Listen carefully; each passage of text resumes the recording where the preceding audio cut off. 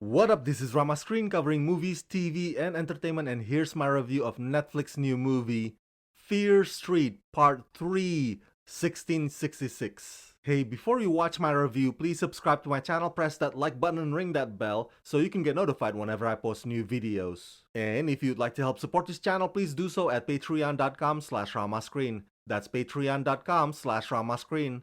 Let's rock this. Ah yes, the final chapter of this trilogy has arrived and it's brilliant. It's a brilliant origin story. The first one honored Scream, the second one honored Friday the 13th, and now with this one, even though director Leigh Janiak had once said that she wanted to have it emulate Terrence Malick's The New World, but to be honest, in my opinion, this one is more like the perfect cross between Daniel Day-Lewis' 1996 film The Crucible and Demi Moore's 1995 film The Scarlet Letter. With the focus on LGBTQ persecution and treatment of women as second-class citizens, Part 3 cranks up the drama up a notch without neglecting the blood and the gore and the supernatural scares along the way. All of your questions from previous parts are answered, and all of the pieces fall into place. It's such a satisfying conclusion. This whole thing is a trilogy that does not feel uneven.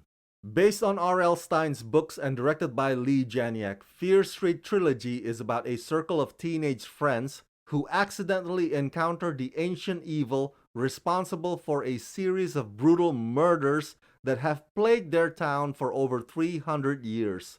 And now, the origins of Sarah Fier's curse are finally revealed as history comes full circle on a night that changes the lives of Shadysiders forever in this epic conclusion, this final chapter of Netflix's epic summer event. The unsung hero of this franchise is the production design team. You go from the mall to the summer camp and now a colony settlement. What a rewarding challenge it must have been for them to put together these three strikingly different but fascinating places that transport you back through time. The 1666 set looks as simple and as authentic as you could possibly imagine, the church being the center of the small town, and their houses consist of just one room, with the kitchen, bed, table, fireplace all in the same exact space or proximity. I really don't know how people survived back then. I would go completely nuts if I had to live there all day every day. As for the story, I don't want to give too much away, but let's just say that the twists and turns are tricky and clever. The little things here and there that you saw in the previous installments will finally make sense. And you might not see the big bad guy coming at all. I mean, that definitely catches me off guard. I don't know how it is in the R.L. Stine's books, because I've never read them, but director Leigh Janiak treats Fear Street like a saga or a horror opera. Yes, each film has its own flavor and its own set of details, but it seems that all of it